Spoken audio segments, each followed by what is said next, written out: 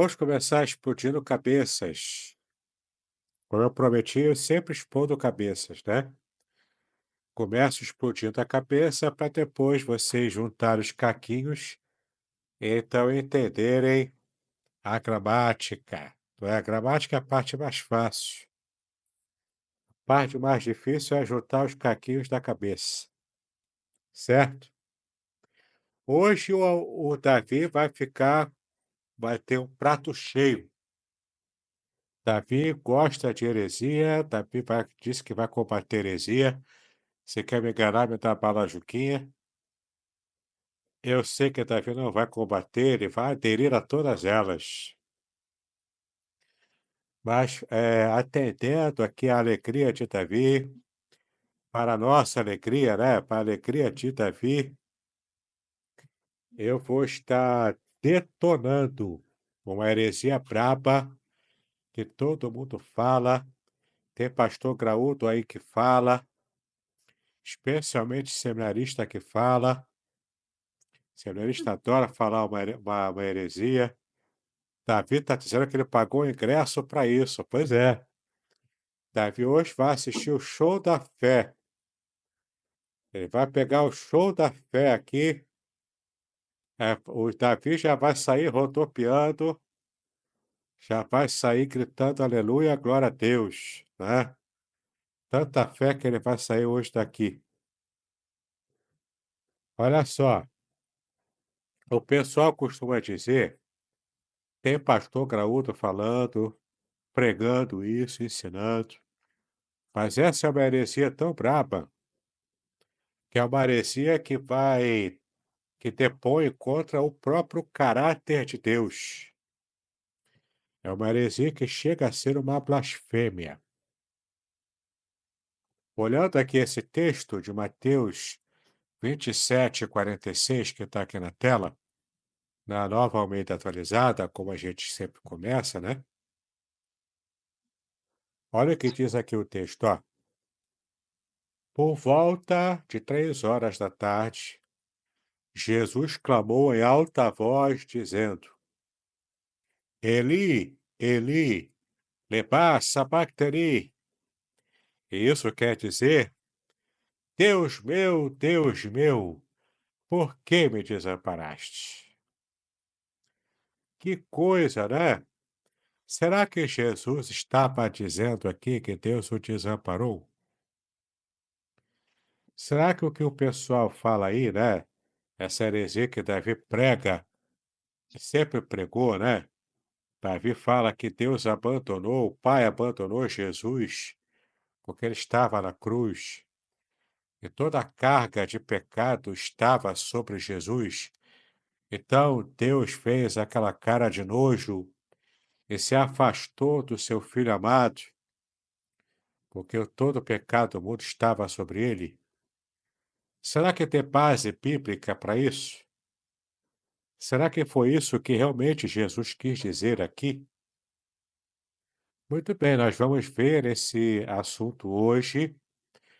Eu vou provar para vocês que essa é uma heresia, que é inclusive uma blasfêmia, que depõe contra o caráter bom, leal e perfeito de Deus, tá? Deus nunca abandonou Jesus, nem mesmo na hora da cruz. Jamais abandonou. Ah, mas pastor, por que que Jesus disse isso então? Por que que ele disse que o Pai, que o seu Deus, o havia abandonado, o havia desamparado? Calma, deixa eu molhar o bico, que você vai saber exatamente o que está acontecendo aqui. Você vai saber o porquê que Jesus disse isso.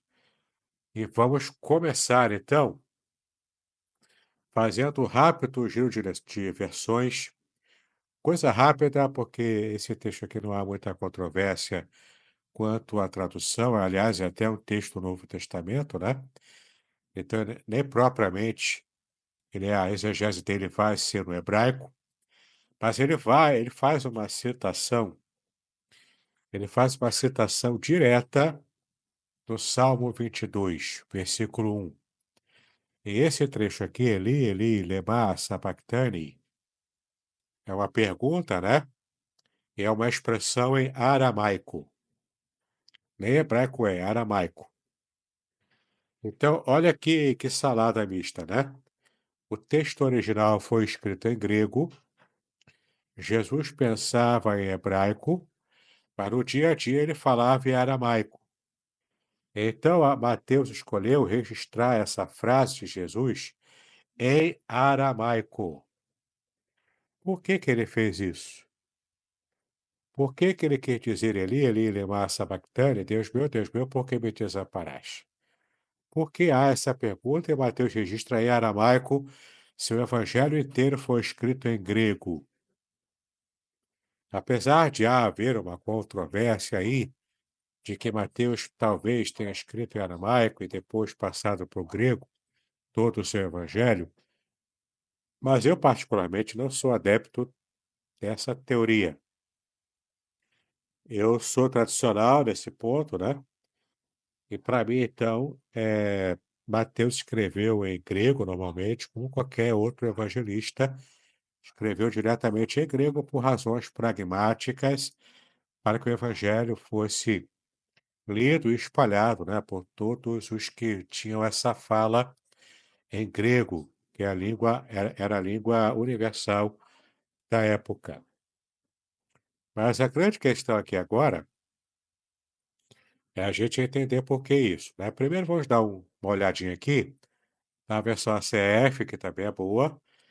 E olha aqui, esse texto aqui, né, na ACF botou até em vermelho bem escuro aqui, para a gente ver o texto, né? E perto da hora nona, exclamou Jesus em alta voz, dizendo: Eli, Eli, lama sabachthani.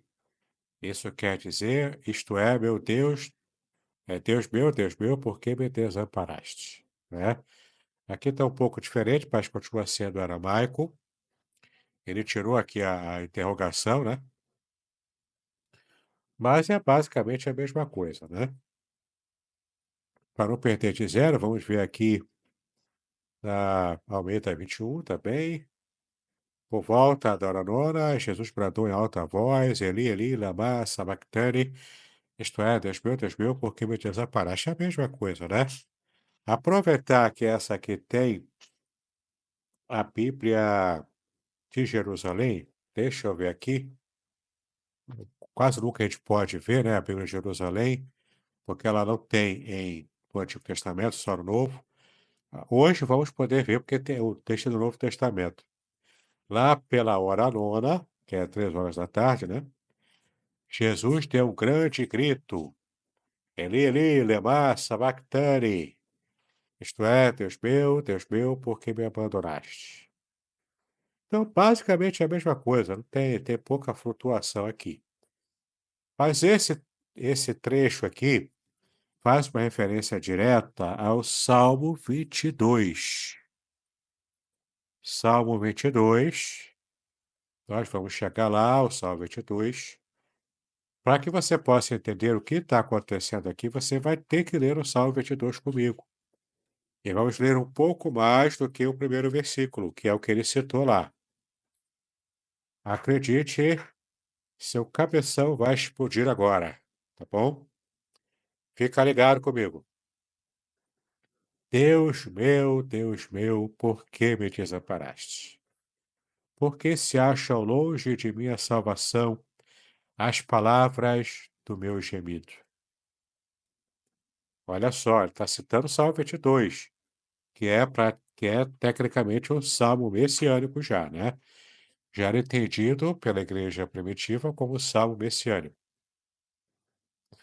Versículo 2: Deus meu, clamo de dia e não me respondes. Também de noite, porém não tenho sossego.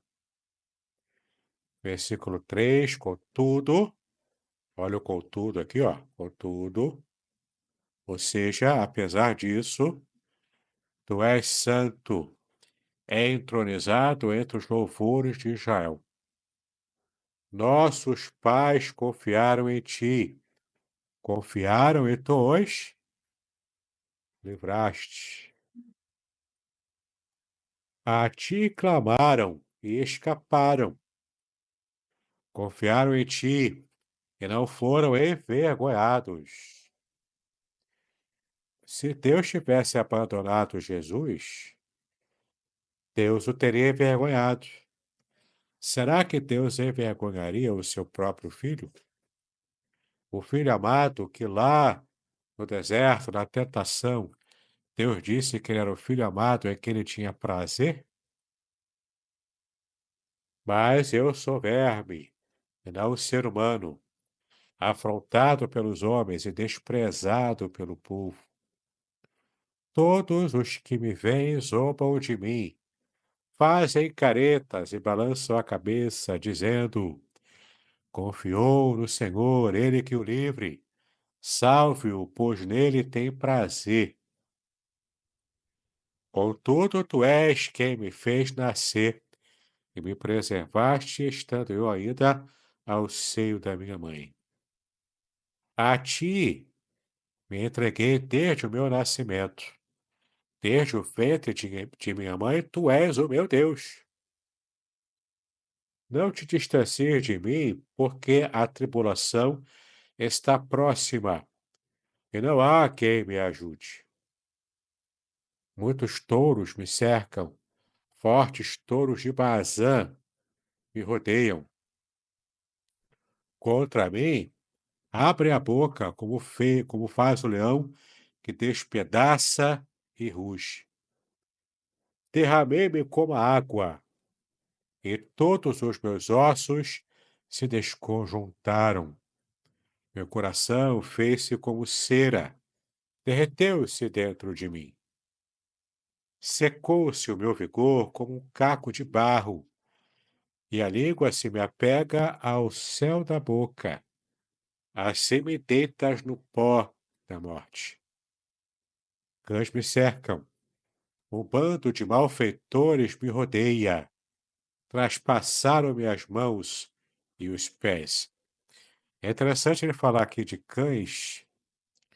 Na cultura hebraica antiga, o cachorro, o cão, em hebraico kelev, era sinônimo de gentio, de pessoas que adoravam outros deuses.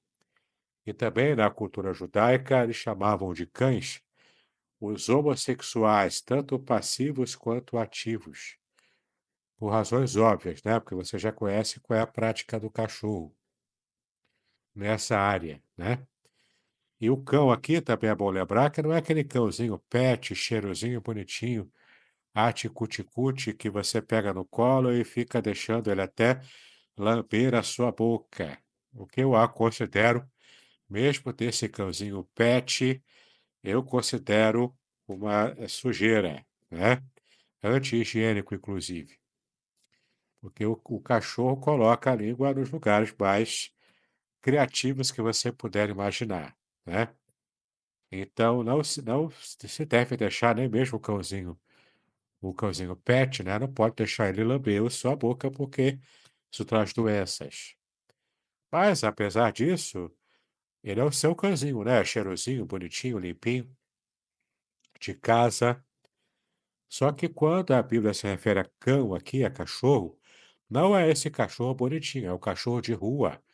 É aquele vira-lata sarmento, todo sujo, fedorento, cheio de doenças, cheio de perebas, não é? Então não é para você entender cão aqui como esse cachorro bonitinho, mas são aqueles cães, não é, de rua, maltratados pela vida e pelas pessoas também. Então cães, né, os gentios aqui me cercam, um bando de malfeitores me rodeia, traspassaram-me as mãos e os pés. Posso contar todos os meus ossos. Os meus inimigos estão olhando para mim e me encarando. Versículo 18: Repartem todas as minhas roupas e sobre a minha túnica lançam sortes. Aqui é claramente uma referência à questão da roupa. É interessante você entender o seguinte: na cultura judaica antiga, peças de roupa eram muito raras e muito caras também.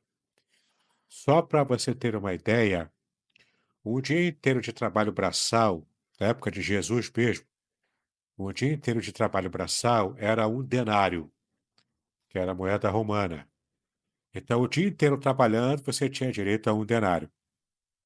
Sabe quanto que custava uma peça de roupa, da mais simplesinha? Sem falar da túnica, quer dizer, sem falar daquela capa, né, que vem por cima, só a túnica, 600 denários. Você precisava trabalhar 600 dias para comprar uma túnica. Levava cerca de 2 semanas para ficar pronta, de 2 semanas a 1 mês, né, mais ou menos, para ficar pronta, e você tinha que encomendar, pagar e esperar. E era esse valor enorme. E cada judeu pobre da época só tinha dinheiro para comprar no máximo 2, 3 roupas. Uma para usar no dia a dia e repetia vários dias, várias semanas até a mesma roupa. Uma outra roupa que estava lavando ali no rio, né, lavando de modo, bem rústico ali no rio. E uma terceira roupa, quando podia ter, era uma roupa geralmente branca, que ficava guardada a maior parte do tempo para a ocasião das festas, tanto as festas judaicas, quanto festa também de casamento, festa particular. Então, cada judeu tinha no máximo 3 peças de roupa, que era muito caro, difícil de manter, e esse judeu pobre não tinha condição de bancar mais do que isso. Fica aquela lição, né, para as irmãs aí, que abre o closet, que abre aquele armário assim cheio de roupa com mais de 20, com vários pares de sapato que parece até uma centopeia. Aí olha para a roupa, olha para os sapatos e diz: "Eu não tenho roupa para sair. Eu não tenho roupa para ir para a igreja", não é? Pois é, só se tinha na época de Jesus 3 peças de roupa por pessoa e olhe lá, né? Então, meu chapa, você é rico e não sabia. Você é rica e não sabia, né? Muito bem, versículo 19. Tu, porém, Senhor, não te afastes de mim. Força minha, apressa-te em me socorrer. Livra a minha alma da espada e das presas do cão, a minha vida. Salva-me da boca do leão e dos chifres dos búfalos. Sim, tu me respondes, ó. Sim, tu me respondes. Versículo 22. A meus irmãos declararei o teu nome. No meio da congregação eu te louvarei. Louvem o Senhor, vocês que o temem. Glorifiquem-no todos vocês, descendência de Jacó. Temam-no todos vocês, posteridade de Israel. Porque não desprezou e nem detestou a dor do aflito, e nem ocultou dele o seu rosto, mas o ouviu quando lhe gritou por socorro. Veja aqui o versículo 24, o quanto era importante para você entender o que o salmista quer dizer e também de quebra o motivo pelo qual Jesus citou esse Salmo 22. Calma que eu vou chegar lá, espera eu molhar o bico. Versículo 25. De ti vem o meu louvor na grande congregação. Cumprirei os meus votos na presença dos que o temem. Os sofredores hão de comer e fartar-se. Louvarão o Senhor aqueles que o buscam. Que o coração de vocês viva para sempre. Versículo 27. Os confins da terra se lembrarão do Senhor, e a ele se converterão, diante dele se prostrarão todas as famílias das nações. Versículo 28. Pois do Senhor é o reino, é ele quem governa as nações. Essas nações de ímpios aqui, dos cães, né? Governadas por Deus. Versículo 29. Todos os ricos da terra hão de comer e adorar, e todos os que descem ao pó se prostrarão diante dele, até aquele que não pode preservar a própria vida. A posteridade o servirá, e se falará do Senhor à geração vindoura. Virão e anunciarão a justiça dele ao povo que há de nascer, contarão que foi ele quem o fez. Vou ler de novo aqui o 24 com vocês. Você viu comigo aqui todo o capítulo 22, todo o Salmo 22. Olha aqui de novo o versículo 24. Porque não desprezou, nem detestou a dor do aflito, nem ocultou dele o seu rosto, mas o ouviu quando lhe gritou por socorro. Aqui você já percebeu qual é o espírito do salmista Davi quando compôs o Salmo 22. E não tem nada a ver com o abandono de Deus. No contexto do Salmo 22, a palavra-chave aqui, ou pelo menos o assunto-chave, é que Deus é muito ao contrário disso. Deus não abandona os seus filhos. Deus é fiel à aliança que ele tem com o seu povo. E Davi se fia nisso para que ele possa, então, suportar os seus próprios sofrimentos. E, claro, este salmo aqui, ele é um salmo messiânico, porque ele se refere a Jesus, o Messias. Nos vários detalhes aqui, a transpassar as mãos e os pés, poder contar os ossos, né, do corpo do Jesus crucificado, no caso, lançar as sortes sobre as roupas. E você sabe agora por que que fizeram isso? A roupa era muito caro. Era um dos apetrechos mais caros do povo judeu pobre daquela época.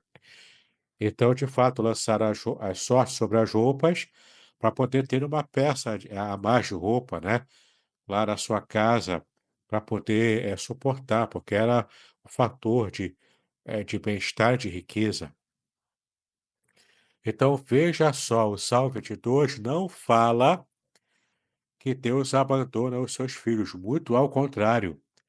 Os o a temática principal do Salmo 22 é que, de fato, Deus preserva o seu povo. Esse é o objetivo do Salmo 22, entendeu? Epa, tem um textão aqui de Davi. Pastor João Calvino, Agostinho, Lutero e outros reformadores defendem que Deus Pai não abandonou Jesus de forma plena. Não houve uma separação na Trindade, mas eles reconhecem que houve um abandono subjetivo. Abandono subjetivo é um abandono, é, é um abandono aparente, você quer dizer, né? Aí dá até para concordar, tá? Mas deixa eu olhar o bico, eu vou chegar lá. Mas Davi continua aqui, ó, no sentido de que Jesus estava assumindo o sofrimento inteiro do homem. O sofrimento também não tanto assim, né? Porque Jesus não sentiu, por exemplo, a dor do parto. Ele não sentiu a dor do parto, ele não sentiu a dor de ser estuprado, como algumas mulheres sentiram, né? Ele estava, no máximo que você pode dizer é que ele estava carregando a culpa de todos os pecados de todo mundo, entendeu? A culpa do pecado de toda a humanidade, ok. Isso teologicamente está adequado. Agora, não propriamente as dores, né? Porque aí você vai extrapolar muito o que realmente aconteceu com Cristo ali. Davi continua. Para Lutero, essa foi a humilhação máxima de Cristo. Então, basicamente, na compreensão desse pessoal, o Jesus homem clama por socorro ao falar essa frase, sendo o homem Jesus feito maldição, em comparação a Gálatas 3,13. Craig, Evans, Ellen Wright e Sproul defendem essa mesma posição que o Senhor está expondo aí. É porque eles conhecem a cultura judaica, como você vai conhecer a partir de hoje. Deixa eu olhar o bico, Davi, tá bom? Eles falam aqui, ó, porque eles estudaram a cultura judaica, especialmente N.T. Wright. Ele estudou muito a cultura hebraica, tá? Mas mesmo nesse caso existe algum abandono subjetivo, né? Espera que eu vou falar sobre isso, calma. Porque o salmo é um clamor que inicia com abandono e termina com esperança. Aqui você acertou, por incrível que pareça. Não poderemos dizer que houve uma ausência do sentimento da presença de Deus por parte de Jesus para ele clamar por socorro. Aqui talvez também. Aqui você acertou em parte. Porque se for esse o caso, mesmo não havendo um abandono propriamente dito, Jesus sentiu um abandono, que era um abandono subjetivo. Aqui tá ok, tá, Davi? Bom, deixa eu continuar com a minha explanação aqui e você deixa eu olhar o bico para você chegar lá, tá? Mas você acertou em parte. Vamos lá. Então, o Salmo 22 diz, como você está vendo aqui, que, de fato, o salmista experimentou, como você disse, um sentimento de abandono, mas era um sentimento temporário, tá? E mesmo lidando com as lutas de Israel, com o pecado, inclusive, você vai ver que, de fato, o abandono, entre aspas, de Deus, com respeito aos seus filhos, Israel, e até mesmo quer dizer, não tanto quanto Jesus, mas mais com o seu filho Israel, com o povo de Israel, era um abandono, entre aspas, e ainda assim temporário, tá? Por causa de situação de pecado da nação, tá bom? Quanto a Israel, sim. Quanto a Jesus, não. Tá legal? Porque levar a culpa pelo pecado não é a mesma coisa que ter cometido o pecado, tá? Ali o sacrifício de Cristo era vicário, ou seja, um sacrifício substitutivo. Jesus nos substituiu na cruz, levando a culpa do nosso pecado, mas não necessariamente todas as dores de todos os pecados, e também não necessariamente ele pecou, né, para que pudesse levar a culpa, né? Ele simplesmente, inocente, sem pecado algum, ele esteve levando a culpa, cravando ali na cruz, né, a culpa do nosso pecado e garantindo para nós, então, a salvação e o perdão completo. Mas vamos seguir aqui, ó, esse é o estudo que já está no grupo, também já coloquei na sua pasta virtual lá, já está disponível para você, e a gente vai seguir aqui, tá legal?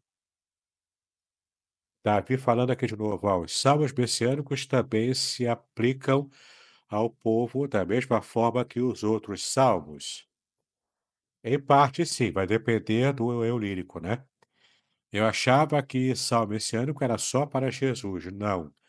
Até porque também há controvérsia, judeus por não aceitarem Jesus, nem sempre consideram os salmos que nós entendemos como messiânicos, eles não consideram totalmente messiânicos, né? Vai depender também da perspectiva. Mas o salmo messiânico, ele é amplamente, você percebe, né, claramente, aliás, que ele tem uma referência tipológica ao Messias. No caso, o salmo é o tipo do Messias e o próprio Messias é o antítipo, né? Que é onde está o cumprimento do tipo apresentado pelo salmo, como qualquer outra passagem também do Antigo Testamento. Então, por natureza, o salmo messiânico aponta para o Messias. Mas não apenas para o Messias, o salmo messiânico também é uma referência ao próprio salmista e ao público, né, que estava ali cantando, ao público-alvo do salmo inicialmente, tá? Como também o texto profético também era assim, né? Michele Furtado levantou a mãozinha. Pode falar, Michele. Só abre o microfone e fala aí. Pastor, só uma dúvida que eu tenho referente à forma como eu sempre interpretei isso, até mesmo baseado em mensagens que eu já ouvi a respeito sobre essa questão em si. E aí eu não sei se mais para frente, como o Davi já falou tanta coisa aí, eu tô com medo até de falar e se eu falar que já ia falar mais para frente. Mas é uma dúvida que eu tenho, porque eu sempre interpretei que é como assim, como Deus é santo e Jesus é Deus, naquele momento na cruz, ao carregar toda a culpa, né, do pecado, era como se Deus precisasse meio que abandoná-lo naquele momento, porque ele é santo, puro, imaculado. E aí eu interpreto dessa forma, eu não sei se isso está errado. Posso molhar o bico aqui?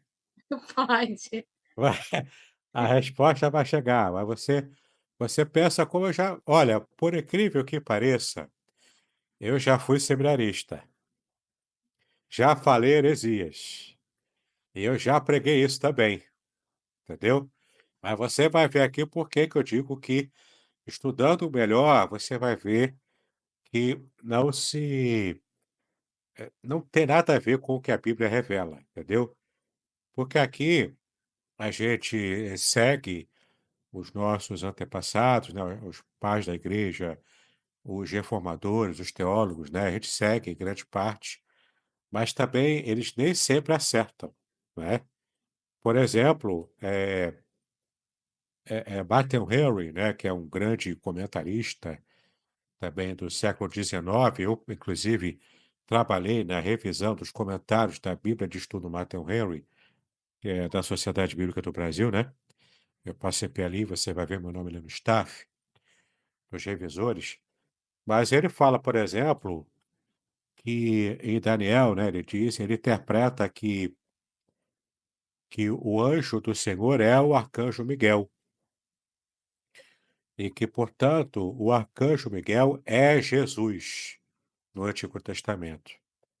Mas isso aí era um entendimento do século XIX, que hoje já se abandonou, a maior parte dos teólogos hoje já abandonou esse pensamento, simplesmente porque se eu digo que Jesus é Miguel, e Miguel foi criado, então Jesus foi criado. Se Jesus é um anjo ou um arcanjo que seja, ele foi criado, teve o início e não é parte, portanto, da Trindade. Então, indiretamente, eu estaria negando a existência de Jesus.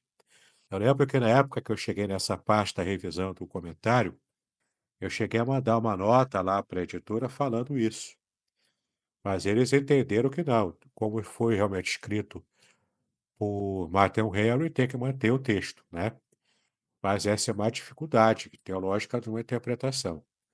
Então, nem todos os comentaristas, por melhores que sejam, especialmente os mais antigos, né, eles não tinham uma total compreensão de questões linguísticas, né? Não era assim um conhecimento pleno naquelas épocas antigas. E hoje temos uma luz mais clara com respeito a achados arqueológicos, a estudos culturais, linguísticos, até comparativamente com outros povos, inclusive, como a cultura egípcia, a cultura acadiana, a fenícia. Tudo isso, de alguma forma, influenciou também o modo de pensar dos israelitas do passado e até mesmo chegando à época de Cristo, tá? Então, tudo isso é uma abordagem que nem sempre os teólogos da época tinham. Então, a luz que temos hoje, nesse sentido, era maior, tá? Mas vamos seguir aqui, que você vai perceber como que, de fato, a, a sua compreensão, você vai no final concordar comigo, tá? Você vai entender comigo que, de fato, o seu pensamento vai mudar com respeito a essa doutrina, já que não há nenhum outro lugar na Bíblia que você possa fundamentar essa doutrina do abandono, de Jesus por Deus na cruz. Não há outro lugar que se possa fundamentar, a não ser nesse versículo, e ainda ser interpretado de modo equivocado, de modo apressado, né? Sem muita base. Veja só. Aqui eu dou uma introdução, né? Essa parte aqui eu já falei, já li com vocês todo o Salmo 22, versículo de 1 até o final, especialmente o versículo 24, você viu. E aqui, ó, 3 são os passos que vamos tomar aqui no estudo, tá? O primeiro, os justos não são desamparados, de modo geral na Bíblia, tá? O segundo, os justos desamparados só na aparência. O desamparo é só aparente. Terceiro, a constância divina com respeito a continuar amando, continuar amparando, continuar abençoando o seu povo, sempre mantendo constante o seu amor por seu povo, por Israel, pelo indivíduo, não é por nós hoje. Então, tudo isso aqui, esses 3 argumentos aqui, vão comprovar para você, reforçando além do contexto de como é o caráter de Deus. Se você nega isso, se você diz que Deus abandonou Jesus e abandonou a cada um de nós também, ainda mais de modo permanente, né? Você está criando um problema para o próprio caráter revelado de Deus. Você está dizendo, por exemplo, que Deus desampara os seus filhos, que e também que a constância divina ela não é uma verdade revelada, o que de fato é. Deus é constante no seu amor pelo seu povo. Vamos ver alguns versículos aqui, seguindo essa estrutura, tá? Então, primeiro, os justos não são desamparados, de um modo geral, especialmente o maior dos justos, que é o Filho de Deus. E como eu disse, ele próprio declarou, né? Eis o meu filho amado é quem me comprazo, tá? Então, não há nenhum tipo de desamparo de Deus para com os seus filhos, mesmo em situação de pecado. Desamparo permanente, total, não. Mesmo para o Israel pecador, o Israel é apóstata e idólatra. Ainda assim, Deus continua demonstrando o seu amor pelo seu povo de um modo geral, tá? Olha só. Fundamentos teológicos da fidelidade divina. No Antigo Testamento, a relação de Deus com Israel é marcada pelo Hesed, frequentemente traduzido como amor leal ou misericórdia, mas literalmente é amor leal, tá? Amor leal. É Hesed, literalmente é assim no texto. Essa característica divina assegura que, mesmo em momento de julgamento ou sofrimento, Deus permanece comprometido com a sua aliança. Texto como Salmo 37, 25. Nunca viu o justo desamparado nem seus filhos mendigando pão. Em Provérbios 2, 8. Ele guarda as veredas dos justos. Reforçam a ideia de que os justos, embora enfrentem tribulações, não são abandonados por Deus. É o primeiro tópico, né? Então, só começando. 2. O sofrimento justo no contexto bíblico. O sofrimento, no entanto, é uma realidade constante na vida dos justos. Figuras como Jó, Davi, Jeremias experimentam angústia e questionam a presença de Deus. Tem várias passagens aqui, né? Vamos ler aqui alguns. Jó 3:23. Porque se concede luz ao homem cujo caminho é oculto e a quem Deus cercou de todos os lados. Aqui é a promessa de que Deus abençoe e cerca de todos os lados aquele que é justo. Salmo 13, versículo 1. Até quando, Senhor, te esquecerás de mim? É o sentimento do salmista, né? Será para sempre? Até quando esconderás de mim o teu rosto? Esse é o sentimento, é a pergunta que o salmista faz, que é o sentimento de aparente abandono, né? Jeremias 15:18. Porque a minha dor não passa e a minha ferida me dói e não admite cura. Serias tu para mim como ribeiro ilusório, como águas que enganam? Veja aqui o tipo de linguagem escolhida, né, pelo profeta. Porque se Deus o abandonasse, ele seria um ribeiro ilusório, ou seja, uma miragem no deserto, né? Águas que enganam é a miragem no meio do deserto. Seria um humor sádico de Deus, mandando uma miragem e se deleitando em ver o justo sofrer, né? São perguntas retóricas feitas aqui, tá? Então, olha aqui o contexto cultural do sofrimento. No Antigo Oriente Próximo, o sofrimento era frequentemente interpretado como um sinal de desagrado divino. Isso aí até hoje é um pouco assim, né? Se você sofre é porque você está em pecado, é porque Deus está querendo te castigar por alguma coisa. Ainda hoje é assim, né? Na época também era desse jeito. Textos mesopotâmicos, como a Lamentação de descrevem deuses que abandonam as suas cidades em tempos de crise. Então, olha só, se você diz que Deus abandona os seus filhos na hora da crise, na hora do pecado, você está igualando Deus aos deuses de aos deuses dos pagãos. Porque os deuses dos pagãos foram feitos à imagem e semelhança dos homens, enquanto que o Deus da Bíblia criou o homem à sua imagem e semelhança. O parâmetro é outro, entendeu? Nós temos que imitar a Deus e não Deus imitar os homens, como eram os deuses pagãos. Então, esse aqui é mais um argumento, né?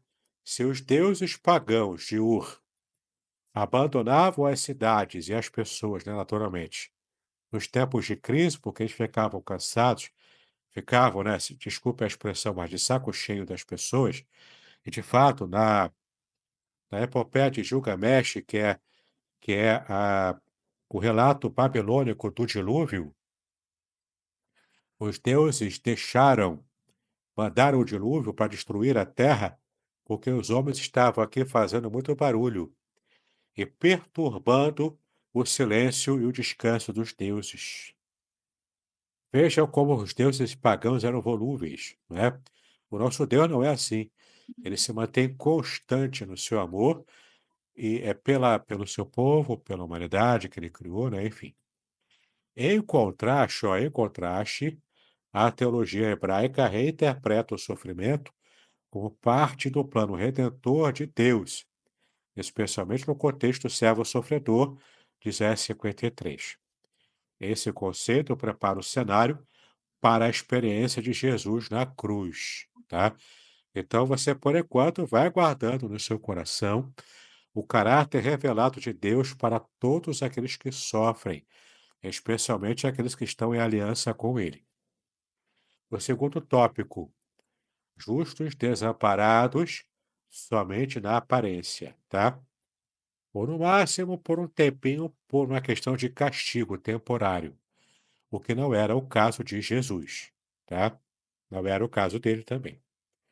Bom, analisamos aqui 5 passagens que ilustram a percepção de abandono experimentada pelos justos. Agora, percepção é o sentimento de abandono, mas não é propriamente o abandono, tá bom?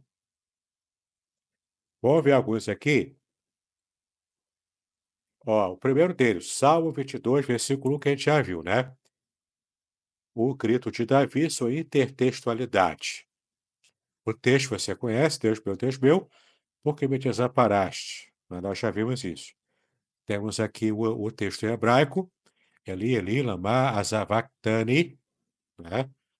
Que significa, naturalmente, abandonar, né? A palavra azav, em hebraico, significa abandonar ou deixar. Mas em contextos bíblicos pode denotar uma percepção de ausência e não uma rejeição definitiva. Então aqui o que vai estabelecer é o contexto, tá? No caso aqui do Salmo 22, que é o contexto imediato, é a ausência de Deus na experiência do salmista Davi, que ele está reclamando aqui inicialmente nessa frase inicial. Mas olha só, ele está falando aqui na frase inicial daquele jogo literário, e você já já vai entender o porquê que Jesus retoma o Salmo 22 e qual a intenção dele em falar aquilo quando já estava crucificado na cruz, tá? Crucificado tem que ser na cruz, né? Quando ele já estava crucificado, né? Então você vai entender exatamente o porquê. Tem motivo e não foi à toa porque ele falou aquilo, tá? E é aí que tua cabeça explode. Vamos lá. A repetição de Eli, meu Deus, enfatiza a relação pessoal entre o salmista e Deus, mesmo em meio à angústia, né? Que é o Eli, Eli, né? É a repetição que na sintaxe hebraica, né? No texto hebraico, é para dar ênfase, né? E significa também o superlativo, né? Ele está aqui exagerando, né? Colocando bastante em evidência o fato de Deus ser o Deus dele, portanto, o Deus pessoal, tá? Que ele se sentia abandonado, mas era o Deus dele, e é que ele estava extravasando poeticamente todo o seu sentimento. Legal? O contexto, Salmo 22, é um lamento individual, provavelmente composto por Davi em um momento de perseguição, ou por Saul ou por Absalão, né? A gente não sabe exatamente. O salmista expressa desespero, mas o salmo transita para a confiança, culminando em louvor, né? Como a gente já viu aqui. No contexto do segundo templo, que é o contexto já da época de Jesus, o Salmo 22 era lido como messiânico, especialmente por causa de descrições que ecoam a crucificação, né? Aquelas experiências, detalhes, né, que a gente já viu aqui, que realmente é assim notório, né, como faz referência à própria experiência de Cristo na cruz. A intertextualidade do Salmo 22 é com o texto de Mateus 27, 46, né? Jesus cita o Salmo 22, em aramaico com influência hebraica. Essa citação não é apenas uma expressão de angústia, no caso de Jesus, tá? Olha aqui o pulo do gato. Mais um convite aos ouvintes a recordarem o salmo inteiro, que termina em vitória e redenção. Esta era uma prática comum entre os mestres e seus discípulos. Recitar o primeiro versículo de uma passagem para que os discípulos completem com o restante do texto. Agora você imagina a cena. Você pode usar o auxílio mental da lembrança do famoso filme do Mel Gibson, A Paixão de Cristo, você já deve ter visto já há alguns anos. Você já deve ter chorado muito vendo aquelas cenas, ficado horrorizado, horrorizada, não é? Mulheres ficam com medo, só querem ver uma vez na vida, e olhe lá, né?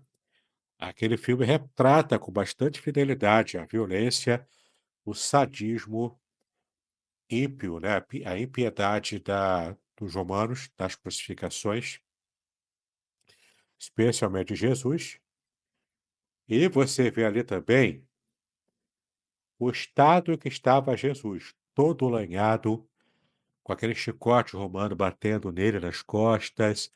O chicote romano era feito com couro, né, de animais, cortado em tiras. Na ponta daquele couro havia pedaços de ossos pontudos, pedras também, qualquer coisa pontuda para poder aquilo fincar na carne do condenado, e quando o soldado romano puxasse, arrancaria pedaços da carne, o sangue escorrendo à vontade, e quem sabe até aparecendo parte dos órgãos internos, até os ossos, fratura exposta, né, dos ossos, enfim.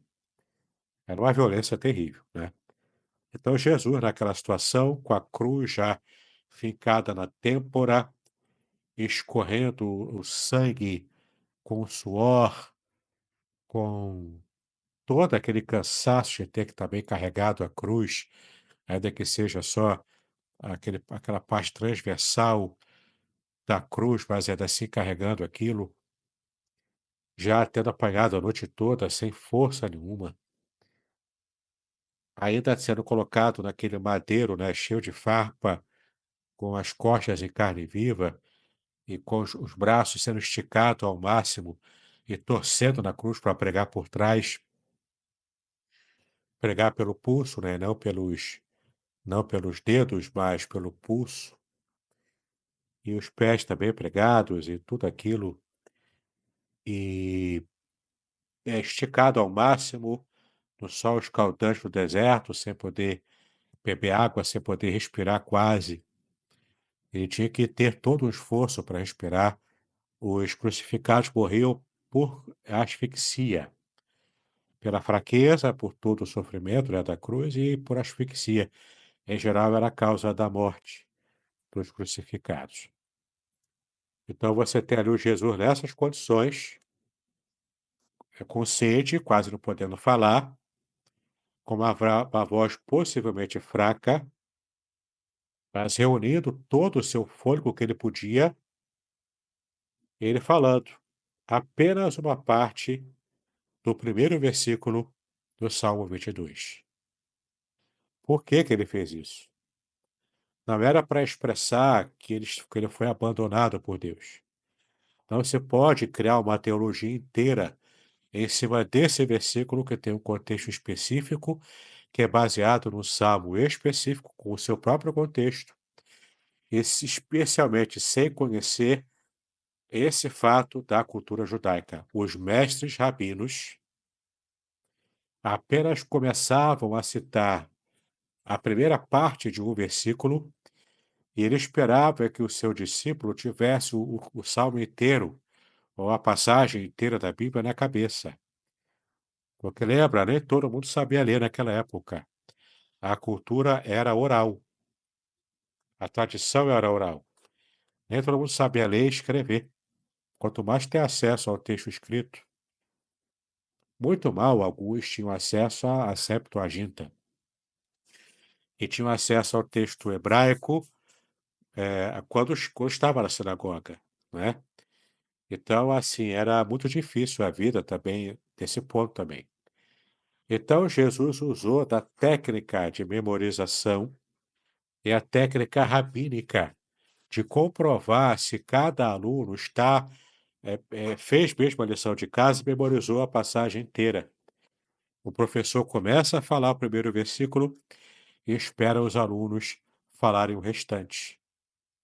Essa era uma técnica rabínica. E Jesus conhecia essa técnica.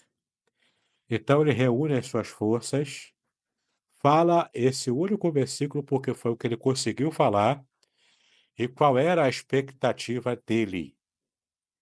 Que Maria, sua mãe, que estava ali na crucificação, os discípulos que estavam ali, pudessem ter ouvido lá do alto da cruz a sua voz, ainda que sôfrega, mas a intenção dele é que ouvissem, e de fato ouviram, porque aquele bradou, né? Tentou bradar com o máximo que ele tinha de força. E tanto ouviram que registraram, Mateus registrou. Então ouviram ele falar. Qual era a intenção dele? Ele estava dizendo: lembrem-se do Salmo 22. É o salmo messiânico, se refere a mim, mas lembre-se que no final você vê o justo triunfando. Então, console-se, consolem-se, especialmente a mãe dele, porque no final eu vou triunfar. Essa aqui não será a visão final de vocês sobre mim. No final das contas, haverá o triunfo. E é isso que faz diferença. A mensagem de Jesus era uma mensagem positiva. Com o intuito de ser uma mensagem positiva, quando ele fez referência ao Salmo 22, para os seus discípulos, especialmente a sua mãe, que estava possivelmente ali junto com ele. Entendeu? O objetivo era totalmente o oposto da teologia que a gente, por incompreensão, acaba fazendo. Os desdobramentos dessa interpretação errada é a gente macular e colocar para baixo o próprio amor de Deus pelo seu povo escolhido. E ainda que indiretamente, até por nós. Porque se Deus teve a coragem de abandonar o seu filho amado Jesus no pior momento da sua vida humana, o Deus que tem coragem de fazer isso não vai ter coragem de abandonar nós, que somos infinitamente inferiores a Jesus em tudo. Entendeu? Então pode ficar tranquilo, assim como Deus foi fiel e continuou com Cristo até o final, ele também vai permanecer fiel a nós, mesmo que a gente esteja em situação de pecado temporário. Ele é fiel para nos perdoar quando confessamos e nos arrependemos dos nossos próprios pecados, tá? Tem outras passagens aqui que eu vou apenas mencionar e ler aqui, mas não vou ler toda a análise exegética. Você pode fazer em casa. O mais importante eu já falei, né? Salmo 77:8. Rejeitou o Senhor para sempre? Acabou-se a sua benignidade? Uma pergunta retórica, é claro, né? Isaías 49:14. Disse, porém, Sião: o Senhor me desamparou, o Senhor se esqueceu de mim. Você já sabe que não é? Sião tem essa percepção, mas você sabe que Deus jamais abandonou seu povo, não é? Não abandonou de modo algum. Olha isso aqui, 54, 7, 8. Por um breve, por um breve momento te deixei, mas com grandes misericórdias te recolherei. É por um breve momento, ó. Não é por um longo momento ou para sempre, né? No ímpeto de indignação, escondi de ti o meu rosto por um momento. Mas com misericórdia eterna, me compadeço de ti, diz o Senhor, o teu Redentor. Aqui o contexto é de é, pecado de idolatria e agora a punição por esse pecado de idolatria do povo de Israel, no exílio babilônico, né? Então você vê aqui o contexto de apostasia, mas ainda assim Deus preservando o seu povo. Nós já vimos aqui também o contexto, né? Só para você ver como é que está em grego. Em grego, Eli, lemá, sabachthani, que é uma transliteração do aramaico. E você já viu isso aqui, né? Muito bem, aqui exegese, arqueologia bíblica. Ó, evidências arqueológicas, como o ossal de Urhanã, o crucificado do século I, encontrado em Jerusalém, confirmam a brutalidade da crucificação, contextualizando o sofrimento de Jesus. Inscrições judaicas do período, por exemplo, o rolo de Qumran, mostram que o Salmo 22 era lido como messiânico, reforçando sua relevância para a interpretação cristã primitiva, tá? Constância divina também tem várias passagens. Por amor ao tempo, eu não vou ler cada uma delas, mas você está vendo aqui na tela, e você pode recuperá-las depois lá no PDF que você já pode ter baixado, né? Então, tem várias passagens aqui, um monte delas, todas elas falando da constância. Eu quero ler para vocês aqui só Isaías 54:10. Aliás, o 49:15 e o 54:10. Vamos lá. 49:15, ó, tá aqui, ó, nesse meio aqui, eu não esquece seu povo, mesmo em tempo do exílio. Isaías 49:15, por exemplo, usa a metáfora de uma mãe que não se esquece do seu filho, enquanto 54:10 afirma que a aliança de Deus é mais firme que as montanhas, tá? Então você tem aqui dois textos poéticos barra proféticos, falando aqui do amor de Deus e a constância desse amor para com Israel. Então, Deus é constante. Se você fala diferente disso, você está incorrendo na diminuição do próprio amor revelado de Deus pelo seu povo, né? No Novo Testamento tem ainda a presença de Cristo constante também na nossa vida, né? Tem aqui João 13:1, 14:18, Hebreus 13:5. Olha como está aqui, ó. Seja a vossa vida sem avareza, porque ele mesmo disse: de maneira alguma te deixarei, nunca, jamais te abandonarei. Então, se é nunca ou jamais, é nunca e jamais, não é? Em hipótese alguma, ok? Porque Deus é sempre fiel à sua aliança. É como o pai, né? O pai que está disciplinando o filho rebelde, ele disciplina, mas ele não se afasta. Jamais o pai quer que o filho se afaste dele, e muito menos ele se afastar do filho. Pelo contrário, ele está disciplinando por um tempo, ou porque a situação obrigou ele a disciplinar, entendeu? Mas o interesse do pai é manter-se sempre junto do filho, suportando com ele a dor e o sofrimento da disciplina propriamente. Síntese teológica. Esses textos estabelecem que a percepção de abandono é superada pela realidade da fidelidade divina. No caso de Jesus, o aparente abandono na cruz é o ápice de sua identificação com a humanidade. Mas é aparente, não é um abandono real, é aparente, tá? Mas também o meio pelo qual a redenção é realizada. A ressurreição confirma que Deus nunca abandonou seu filho, assim como nunca abandona os justos, de um modo geral, porque isso é parte inerente do caráter revelado de Deus. Deus é fiel e é perfeito e eterno nessa fidelidade, inclusive quando disciplina temporariamente aquele que é seu filho, tá? Implicações teológicas e aplicações, é que você pode ver depois, né? Você tem a natureza do sofrimento messiânico, a relevância para a fé cristã, de você entender corretamente esse conceito teológico, as perspectivas rabínica e patrística, né? Sobre o Salmo 22, tá? Você vê aqui a tradição judaica e os pais da igreja, como Agostinho também, né? Muito bem. Então, fechamos aqui essa parte falando de que, na minha própria conclusão, de acordo com a Bíblia, e eu trouxe exemplos bíblicos e fontes bíblicas, até culturais, mais robustas do que apenas citar Mateus 27:46 como a única passagem, e ainda assim uma passagem, além de única, né, com uma interpretação bem capengazinha, bem fraquinha, não tem mais base bíblica para falar dela apenas a não ser uma, uma conjectura filosófica barra teológica, tá?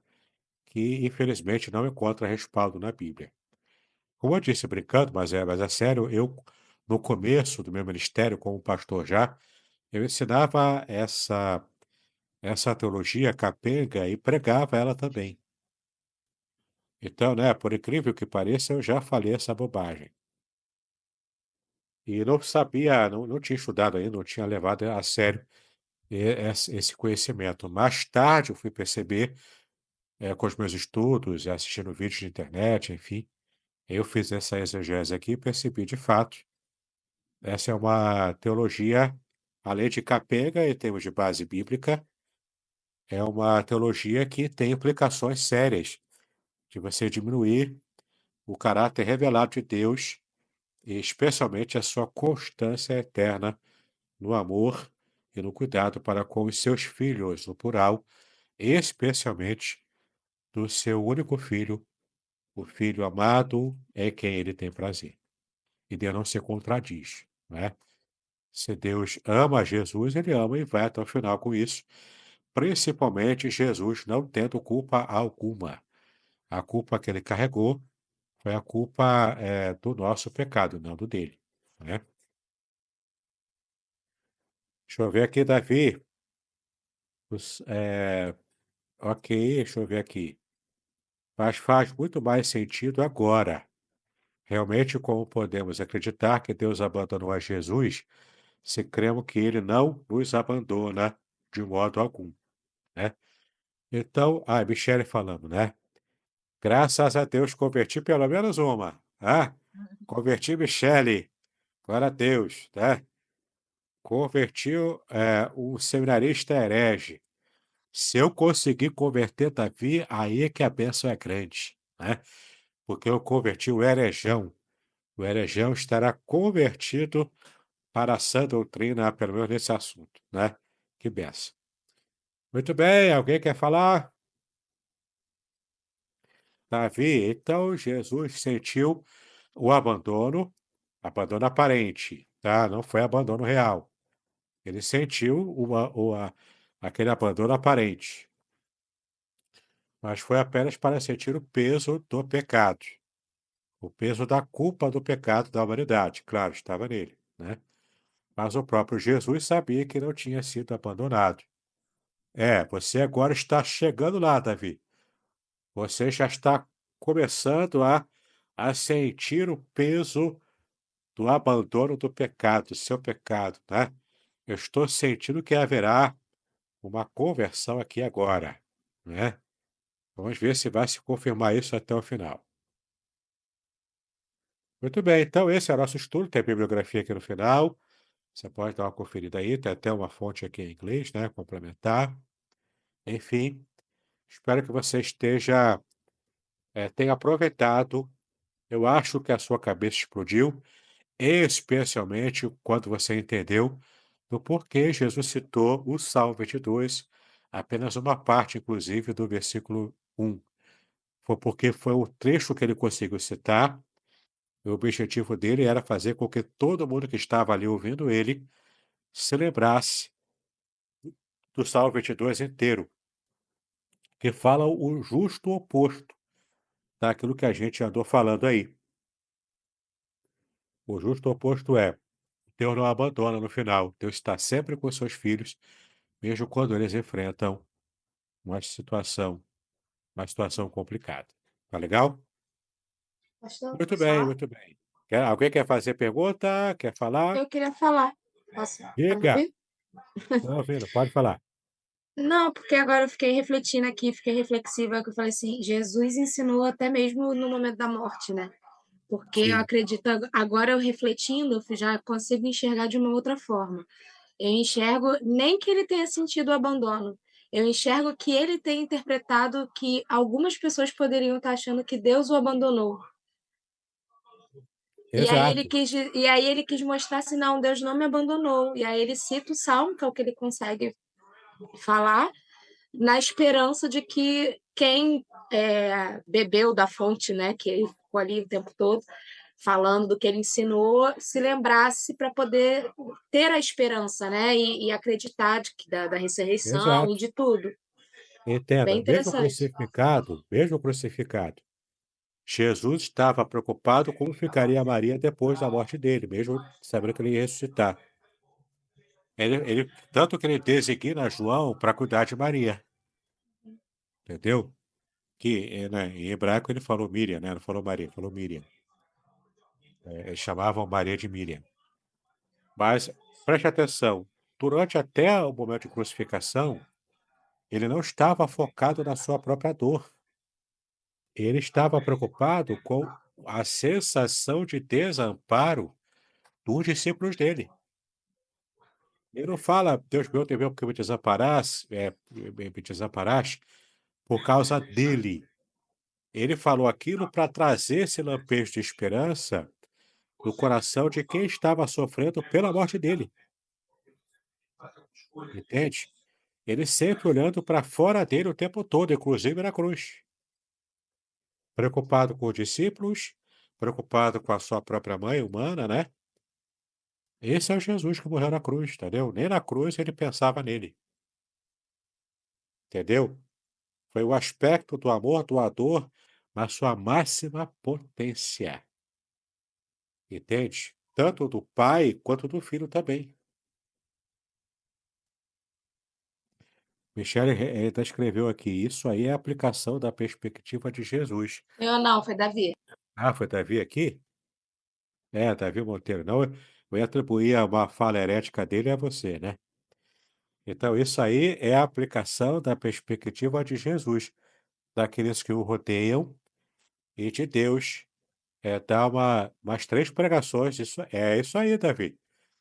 Você se converteu, aleluia, hein? Houve um milagre. Houve salvação em Israel. Se até Davi se converteu hoje, houve salvação em Israel, né? Muito bem, queridos. Mais alguém quer falar alguma coisa? Cláudio Barros, que deixou depois, chegou depois, né? Wagner também chegou depois. Tataílza, que está muito calada hoje. Querem comentar? Perguntar? Fique à vontade. Fala agora aí. Eu eu cheguei um pouco tarde, pastor, mas eu queria tirar até uma dúvida. No momento da crucificação, Jesus também ensina o povo de alguma forma? Posso Sim, tirar isso também como sim. lição? Ele ensinou tanto por ser submisso àquela situação toda, então ele ensinou pelo exemplo, né, da submissão ao Pai até as últimas consequências na crucificação, e também ensinou até nessas horas aí. Mas todas as falas dele na cruz, se eu não me engano, são 7 falas no total, que ele consegue falar já crucificado.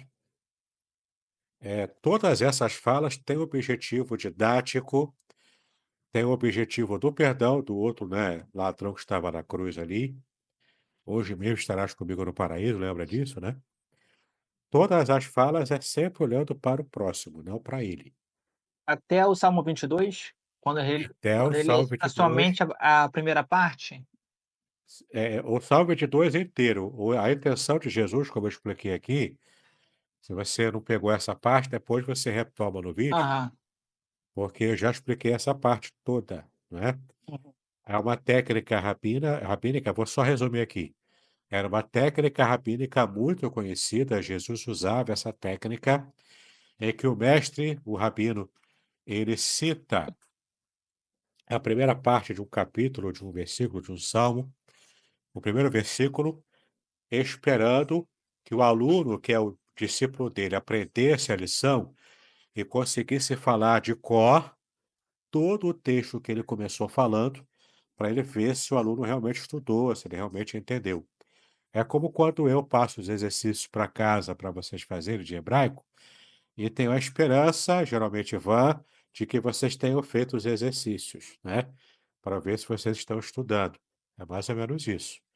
Então, Jesus ali na cruz, numa situação de intensa dor pessoal, total fraqueza, tendo problema para respirar, inclusive, porque ele era todo esticado ali, e geralmente a crucificação, o povo, o que era crucificado, morria de fraqueza pela pancadaria e morria também por asfixia. Então ele estava com muita dificuldade para respirar, mas o que ele conseguiu reunir de fôlego foi o suficiente para ele gritar, bradar da cruz, com o máximo de força que ele conseguiu reunir, apenas uma parte do primeiro versículo do Salmo 22. A intenção dele era colocar um lampejo de esperança no coração de quem estava ali.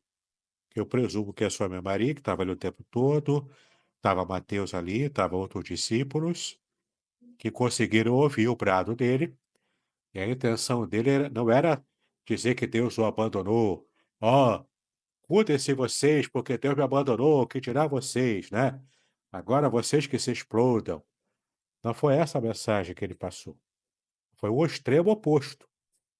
Deus não vai me abandonar, vocês vão ver, eu vou ressuscitar, como eu disse que faria, né? Eu vou ser ressuscitado e vocês também mantenham a esperança, porque Deus não vai me abandonar e Deus também não vai abandonar vocês. É essa a mensagem que ele quis passar quando cita Eli lama sabachthani, entendeu? Entendi. Vê que muda radicalmente a sua compreensão. Agora perceba, muda radicalmente a sua compreensão de um texto do Novo Testamento. Embora o nosso curso aqui seja de hebraico, Antigo Testamento, né? Mas muda radicalmente a sua compreensão e a sua interpretação de um texto do Novo Testamento quando você estuda a língua, a cultura e o pensamento hebraico. Muda radicalmente. Se você aprender a fazer isso, e comigo você vai aprender, né? Até o final desse ano você aprende tudo. Você vai realmente